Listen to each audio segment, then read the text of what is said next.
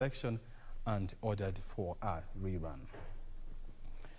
Now, O'Brien, before you actually wind up there, just giving us a feel of exactly who is going to be or who is forming the seven-judge bench, so to speak. Well, let's take you down to Mombasa County, where we're joined by our very own Junaid Karisa to bring us up to speed with what is happening as Kenyans await that particular verdict on the presidential petition. Good afternoon. It's still morning. Junaid, how are you? Good morning, Regina. I'm at the Kenya Ferry Likoni crossing channel, and I'm joined by the residents just to give me a feel of the expectations upon the 12th noon verdict by the judgment by the Supreme Court. Tueleze tu unaitwa nani na matarajio yako ni yapi pole? Nataka nishukuru kwa nafasi hii kwa majina Nathan Mokaya. Naomba kwamba yale matokeo tunayongoja kutoka kwa Supreme Court, uamuzi ule utakao toka uwe wa haki na kweli, si haki ya mwanadamu bali haki na kweli ya kutoka juu mbinguni. Tutashukuru kuipokea na kuendelea mbele. Ungewahimiza Wakenya nini wanaposubiri? Wakenya wawe na amani na utulivu. Wakenya msibabaike kwenda kukimbia barabarani. Wanasiasa ni marafiki kule wako, na sisi tubaki kwa marafiki hapa chini, tuendeleze Kenya yetu mbele. Sawa, asante. Karibu sana dadi. Tueleze tu waitwa nani na matarajio yako leo ni yapi? Mimi naitwa Mr. Jabeso Kwany. Kulingana na matarajio yangu kutokana na hii kesi ambayo iko kwa koti, sisi kama wapiga kura tutaipokea vile itatokea. Mtu yeyote ambaye atatangazwa kwamba ameshinda, sisi ni Wanakenya tunataka tufanya na yeye. Pengine una vipengele vidogo ambavyo ungependa Supreme Court kwenye judgment iweze kugusia? Mimi ningependa ya koti kuu, Supreme Court, ya kwamba they should follow the haki, the rightness of the court. Wasijudge bila weighing other side, lakini the justice, all we need is only the justice to be done to the Kenyans. Asante. Kwa rai pengine wakaaji wa Mombasa wanaposubiria? You know, Mombasa is a peacemaking town. Always we believe in peace, and whatever shall come out, we shall simply exercise our peace as usual. Asante sana. Yeah. Dadi, waitwa nani pengine na leo hii matarajio yako? Je, una vipengele ambavyo ungetaka ile judgment iweze kugusia? Yes, kwa jina naitwa Mohamed Ahmed Hassan, na hudumu kama Secretary General wa National Kenya kitaifa kwa madaktari wa tiba za kiasili Kenya. Kwa ujumla uko wazi. Kwa hivyo ningependa mahakama isiangalie kipengele chochote ambacho ni cha kuridhisha wananchi, isipokuwa iangalie uhaki na usawa. Pale uhaki uko na usawa, basi tekeleze. Wakaaji ungewaraji? Wakaaji ningewarai wawe watulivu na wakubali sheria na katiba ya nchi. Asante. Yes. Asante mzee wangu. Nimalizia naangalia tu kamera iliyoko mbele yako. Kipengele, nipe story. Kipengele kipi? Mimi kwa majina naitwa Malik Chelimo, mzaliwa Trans Nzoia, mkazi wa Mombasa toka 2013. Na Mombasa kwa hakika ni mji wa amani. Na kile tunachotarajia kutoka kwa Supreme Court, tulee tu haki na tuendelee kuwa na amani. Kuna kipengele ni kipi ambacho ungependa kiangaziwe zaidi? Kile ningependa kiangaziwe sana sana, especially hii mambo after every 5 years tunarudi kwa mambo na kesi. Tungetaka hiyo kidogo sugu itolewe kabisa. Kama ni uchaguzi utakafanyika, ifanyike bila mambo zingine. Huenda kesi ikasema kwamba pengine rais na naibu wa rais hakushinda na pengine kuna uchaguzi mwingine. Wewe ungeweza kulipokeleaje jambo? Tuko tayari kwa vyote vile, maana mahakama ya upeo na mahakama ya mwisho, na tutapokea kwa njia yote inayofaa. Asante sana dadi. Asante sana. Waitwa nani? Naitwa Jackson, mkazi wa Mombasa na kiongozi wa vijana. Tupe matarajio ya kwanza, nipe story. Vipengele gani ama ni kipi ambacho unaona kinafaa kuangaziwa zaidi kwenye ile judgment itakayotolewa? Commission ya IBC. Mimi sina shaka mahakama ya juu itafanya kazi yake na itatoa uamuzi kulingana na sheria. Sisi kama wa Kenya tuko tayari kupokea uamuzi wowote ule ambao mahakama ya juu itatupatia sisi kama Wakenya. Je, unaona kwa mtazamo wako IBC ilifanya mukshili yote? Kulingana na mimi, commission ya IBC ilifanya kazi yake. Sasa hizi zingine mimi naona ni kama ni ni commission tu ilifanya kazi yake kama vile commission yote ile inafanya kazi. Ndurusu wa mwisho, dadi waitwa nani? Na kuona na mzigo kweli, pole kwa kuchoka, jua ni kali kweli. Naomba uangalie kamera tu iliyoko mbele yako, waitwa nani na leo watarajia vipi mambo na Supreme Court? Mimi naitwa Paul Akelo Barasa, na matarajio yangu katika Supreme Court na tarajia ile uamuzi wa court ndio mimi nitafuata, kwa sababu sisi hapa nje tulimaliza, imebaki mambo ya court. Supreme Court ikitoa uamuzi, sisi kama wananchi tufuate, tusije tukawatoa wafujo, kwa sababu hali ya Kenya ni hali ngumu dada. Himizo lako la amani pengine kwa wakaaji wanaposubiri hiyo judgment saa 6 kamili? Mimi naomba wananchi wenzangu wawe wapole, kwa sababu hali ya Kenya yetu imeharibika. Sisi tusije tukatoa uamuzi ubaya na ile hali koti imemaliza. Asante sana. Hayo tu dadi, pengine unamalizia wito wako? Mimi nakubaliana na huyu mwenzangu, nataka iwe uchaguzi hiyo uamuzi iwe ya watu wana imani wa amani na wakubali uamuzi utakayotokea. Pande huu ama pande wale wataambiwa ni wao, mwingine akubali matokeo. Asante dadi kwa kutuongelesha. Hayo tu ni matamshi tu ya wakaaji wa hapa katika kaunti ya Mombasa. Their clarion call still remains peace for most of the residents of Mombasa. So we have been just walking over, just getting a feel of how the business community is looking like here in Mombasa County. Most businesses have opened, give it like 80% of the businesses in Mombasa have reopened and are waiting, of course, how the day unfolds when it comes to that verdict. And life is as normal as it can be. The normalcy here is being experienced as normal as it can be, and they're just waiting, and hopefully that most of the judgment that will be delivered will be in their favor. This is a cosmopolitan town. It has been perceived as an ODM stronghold. However, we have seen that the peace has been maintained since the August 9th general election results were relayed, and we are expecting that even after today's ruling, the same peace will be upheld. So back to you in studio, Regina, as I continue to have a chit-chat with the residents of Mombasa. Thank you very much, Junaid, there, just giving us a brief in regard to what is happening down in County 001. The Kenyans are even imploring on their brothers and sisters to continue maintaining peace, a peace that we have witnessed since August 15th there, when we had Wafula Chebukati, the IBC chair, actually pronounce, or rather make the declaration that made that William Samoei Ruto is president-elect. Now we cross over to County 027 in Uasin Gishu, precisely Eldoret, where you can see on our screens there, that's our reporter Timothy Kipnusu, who is ready to bring us up to speed with what is happening in Eldoret. Good morning, Timothy. How are things down in Eldoret?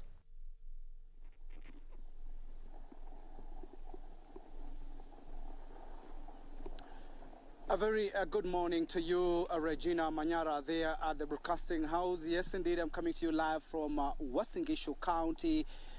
This is the home county of the Deputy President, the President-elect William Samoei Arap Ruto, and we have been traversing a number of places here in Eldoret, and generally the area is calm, but a number of residents are waiting with bated breath to understand what will be the verdict from the 7-judge bench. Remember that 349,863 residents of Uasin Gishu went to the ballot to elect their leaders, and William Samoei Arap Ruto garnered 272,868 votes, with his closest competitor Raila Amolo Odinga getting 76,009 votes among the 506,138 registered voters from Uasin Gishu County. And generally, just waiting to get to understand what will be the verdict. A number of them say that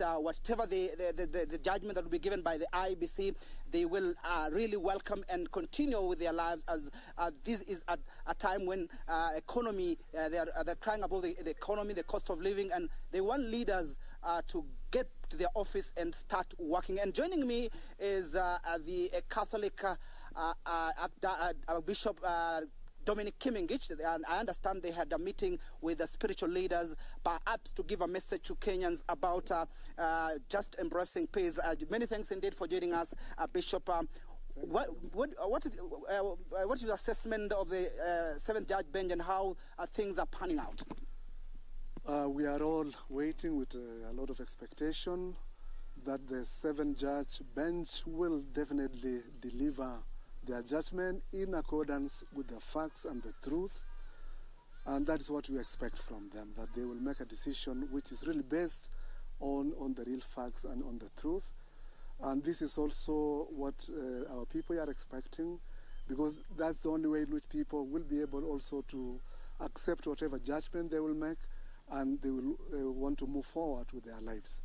So we are waiting eagerly for that judgment. And as you have mentioned here in Uasin Gishu, the people really are waiting eagerly because they want to hear that decision and be able to continue with their lives. Yes. But perhaps what's your message to Kenyans? Actually, Uasin Gishu County, remembering that it was mentioned as a hotspot area. Generally, when election was announced, William Ruto was announced as the president-elect. We saw those calm, even in other counties. Perhaps what's your message to people of Uasin Gishu, whichever the outcome from the seventh judge bench? Well, what I would like to urge our people is to continue with the same peace. We voted peacefully. We waited for the tallying, we got the results in a very peaceful manner. So we want to maintain that peace, because there's no point, there's no reason why people should say this is a hotspot. Let it be a hotspot of peace, not a place where people will cause chaos or anything like that. As you already know, even the president-elect himself said he will accept whatever verdict will be said. So I think that is very important for our people to remain calm and go, and we'll continue with our lives. So my message is that let us maintain our peace, let us maintain our calmness, let us continue with our lives as we wait for the verdict. Yes. Perhaps your message to the Independent Electoral and Boundaries Commission, because anytime we go to the election, we always have a number of leaders poking holes on the electoral process. What is your message to the IEBC, and of course being an independent body that conducts election? Well, being an independent body, I believe IECB tried to do their best. Of course, just like any other institution, any other body, there's nobody who is perfect. And also using all these, even you rely on so many other people, they rely on technology. So definitely there could be some mistakes here and there. But as an independent body, we have to respect IECB. And if there are reasons, major reasons why maybe they didn't do their work, then that should be looked at. But as an independent body, we have to respect IECB and let them continue with the mandate which Kenyans have given them to conduct general elections. Mm-hmm. Yeah. Perhaps your parting shot? Well, let us remain peaceful. Let us wait calmly. It will be in the next 1 hour or two. We'll know the verdict, whether the president-elect now will be declared the winner and he will continue now to be the 5th president of Kenya. Or if there's any contrary decision, we'll wait and see. Yes, but for us as Kenyans, let us remember that we are Kenyans. We have to maintain our unity. We are one family. We are one nation. Let us not allow all these things to divide us or to bring any animosity between our people. Let us live together and continue with our lives together.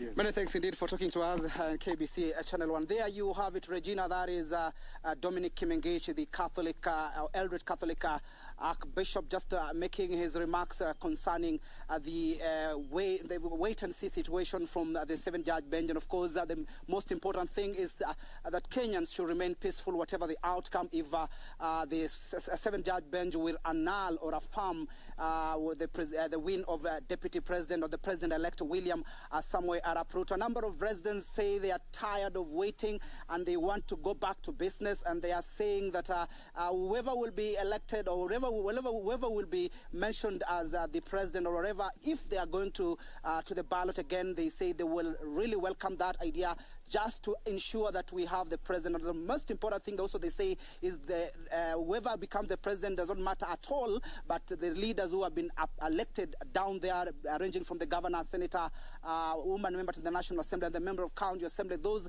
are the people they are focusing on to ensure that they have development in this particular country. From me, Timothy Kipnusu, I hand you back to studio, Regina Manyara.